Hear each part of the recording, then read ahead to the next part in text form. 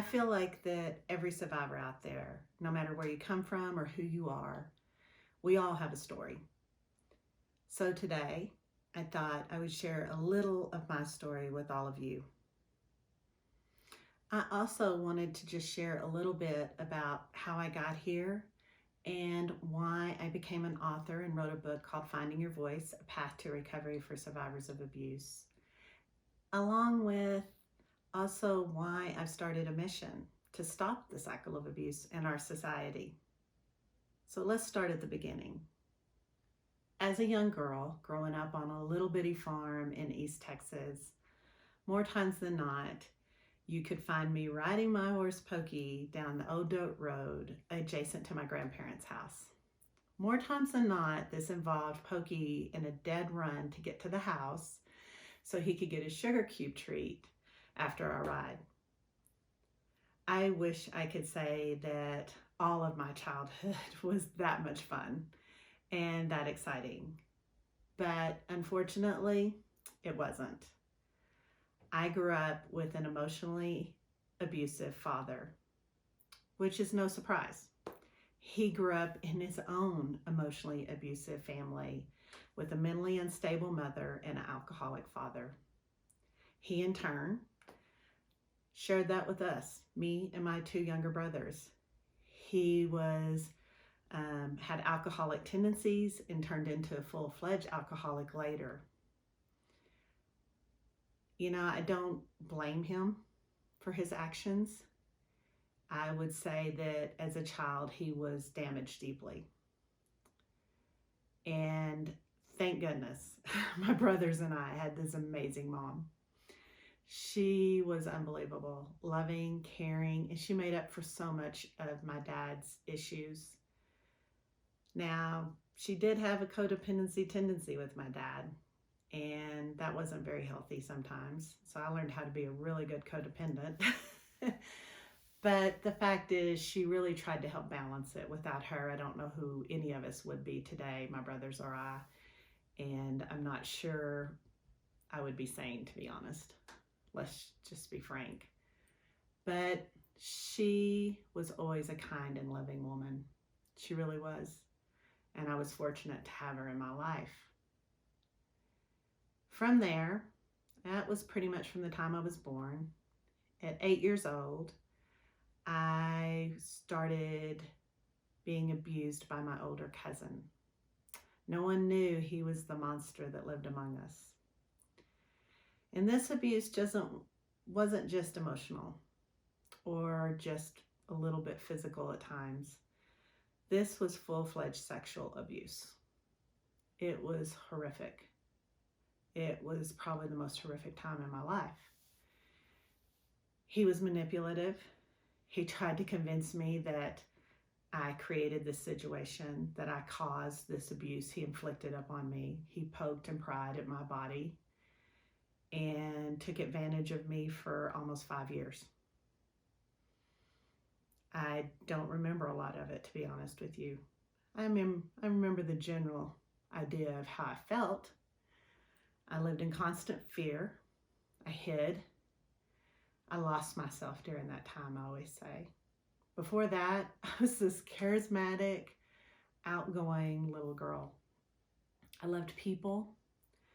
I loved to talk, as you can tell now. And I just enjoyed life the best I could when my dad wasn't around, or when he wasn't throwing a temper tantrum, as we called them, in full rage. But my sexual perpetrator, he took so much. I lost myself. I lost my identity, my self-worth. I became a shell. And inside, I was in constant pain, disconnect, and pretty much I was depressed. I didn't know it at the time. And on top of all that, I suffered from PTSD. I just was constantly just scared. I used to tell my therapist earlier on that I felt like a little rabbit. And if you've grown up on a farm and ever seen a baby rabbit that lost its mom or left alone, they can die of shock. And I kind of felt that way a lot of my childhood. It was hard. I found a way out. And, I outsmarted him. I don't know how I thought of that and did it, but I did. I lied and told him I'd become a young woman and I could get pregnant, so leave me alone. And he did. I got out. I was lucky. I was a lucky one. But the scars had already happened. The damage was done. So from that experience with him, I went on and started dating this charismatic, blonde hair, blue-eyed guy in high school that I just thought was so amazing. And I thought he was the love of my life. I just wanted to be loved, probably was a lot of it. A lot of it is I was looking for love. Men had always been distant or hurt me.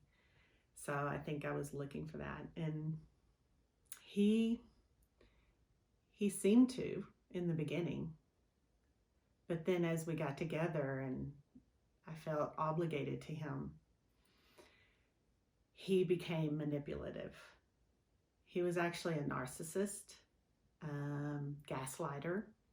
He would make me believe that I couldn't live without him. I didn't know anything. I was stupid. That didn't help because I was actually and am dyslexic. He would use that. He would manipulate our relationship to get what he wanted from me. And as long as I followed the rules and gave him what he wanted and was obedient, things were pretty good, actually. But if I had all stood up for myself, if I would, say no to anything, any of his wishes, there was price to pay. And I would pay it. He never beat me. He never laid a hand on me. But the emotional damage he inflicted was horrific.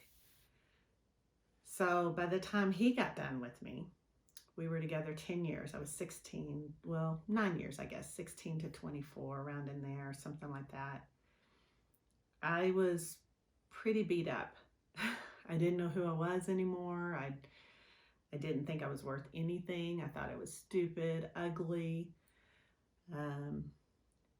It was just a really hard time in my life up till 24, I would say. It was challenging. And I'm sure if you're out there, something I've said may resonate with you. Maybe you've had one of those kinds of relationships. And they're all different. My dad was just angry all the time and unpredictable. You never knew. One day something would make him mad and the next day it wouldn't. And then my older cousin that was sexually abusive, he was just so manipulative, trying to convince me I caused all this and that I was dirty and disgusting and no one would ever have me. It was hard.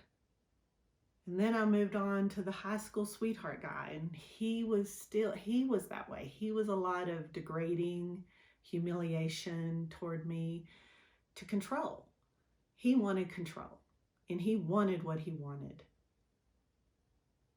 So all of those were very different, is my point here.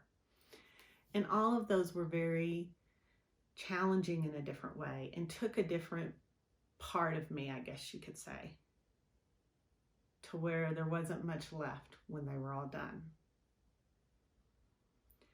At 23, 24, around there, I was cleaning house one morning and taking care of my little babies. I had 2 at the time. They were tiny. And I remember seeing this woman on TV. And when she spoke, I listened for the first time, I think, in my entire life. I heard her and could feel her, I guess you could say. She was a woman that suffered from abuse and was deeply depressed.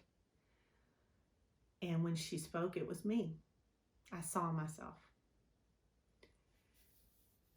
And I kind of started to understand how I felt for the first time ever because I was really good at shutting down my feelings. I could put on the biggest happy face, guys, and smile and just keep going forward, never stop. But that isn't how it felt on the inside, not even a little bit. So after she spoke, I had this great idea that my husband had this thing at work that was awesome, that you could go talk to a therapist for 9 visits and fix something for next to nothing. Because at this point, remember, I don't feel like I'm worth the money or the time to take care of myself or get better. I'm just the wife, just the mom, just the victim that I've played for all these years. So I called the therapist to make this appointment. And by the time I got off the phone, I realized that, wow, they're really concerned I'm going to hurt myself or, because I shared for the first time what I'd been through, all of my abuse from the time I was a young girl till then. Some of it I didn't even know it's abuse. Some of it's obvious, but some of it wasn't. And so I made an appointment and I went in and talked to someone. Now, granted, the first time I went to talk to someone, it was a man, and they informed me they could not treat me because of the sexual abuse I'd been through all my life. There was some problems back then in the 90s, early 90s, that had some therapy issues with very vulnerable people, let's say, like myself. So they were like, okay, you really need to see a woman that specializes in incest abuse. So they directed me to someone else. And I always say, this is the moment in my life that I chose to quit being the victim for the first time ever and started being a survivor. It was a turning point. And I am not going to lie to you, it was hard. It was hard. I didn't know what I was doing. I didn't know what I was in for. I was scared. And very quickly, I realized I needed to leave my situation and my children's father because I did not have the strength to stand up to him and fight for myself or my children. So with careful thought and a lot of planning, I decided to leave. And I refer to this in the book as like the 3-step process. Get help, get out, and start over. It's probably one of the hardest things we do as survivors if you're in a situation that's hard. But sometimes it really needs to be done. And no, my husband was not beating the crap out of me. He wasn't. But he was manipulative and controlling and dominating in every aspect of my life, from who my friends were to what money I spent to what I did. It was just really bad. And let's be honest here. At that point, I was playing that victim role, guys. I was just handing myself up on a silver platter for him to devour. I had done it for years. But I realized it was time to stop. It was time to get the help I needed, get out, and start over. So I did it. It was hard, scary, but I got through it. And I came out on the other side a stronger survivor. I wish I could say that process just took a few months. It took a few years for me. Everybody's different. Everybody does it different. But I do feel it's possible. I had a great therapist, I always say. She was awesome. I was lucky. I got a great therapist right out of the bat. Some people don't. Maybe you just don't connect with them. Had an incest survivor group. They were awesome. They helped me kind of see the truth, and they helped me see other people's situations. Some were worse and some were better, but they're all still abuse. And they're all the coping skills we acquire after abuse and how destructive some of those can be in our lives and our children. So, I got to really learn and understand abuse during that time, which is what I needed. I had no idea. I had no idea that the abuse that started as a young girl, as a child, and then as an adolescent, and then as a teen, had morphed my personality and belief system into something that was not healthy, untrue, and holding me back. And for those of you out there with children, I just want to share one thing. I think it's my children that helped me make the move, because I was okay with, to a certain degree, being the victim. I'd done it forever. It was normal, my norm, and it was comfortable. But I wasn't okay with my children becoming victims of some type of abuse.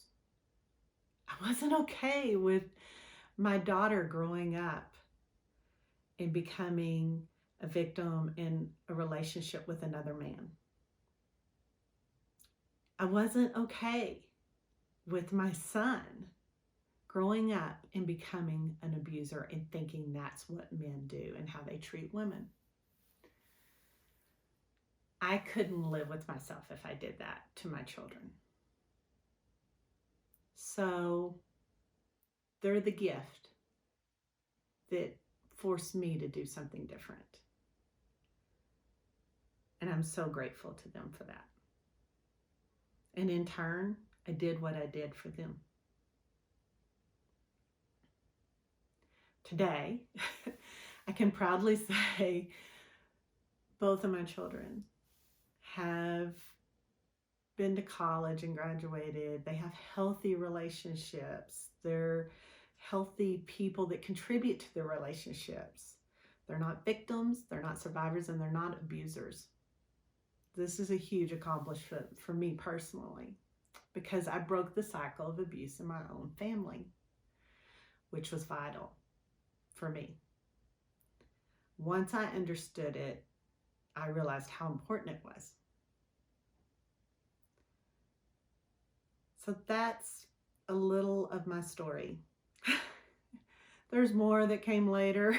I had some other ups and downs. We all do. I have more adversity, and everybody does.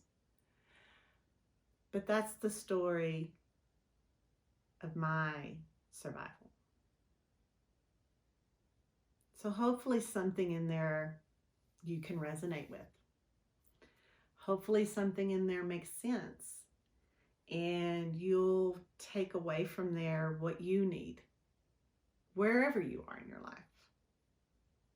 If you're a victim or a survivor.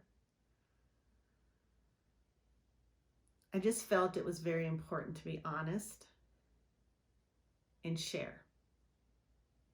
Because when you're out there and you're a survivor, you feel very alone. You feel very disconnected. And you just don't have any self-worth a lot of times. And if you take one thing from this video, I want you to know you're not alone. There's millions of us out there. You have a voice. Use it. And you deserve so much more than the abuse you've ever experienced. So much more. So I wish you the best. And take care.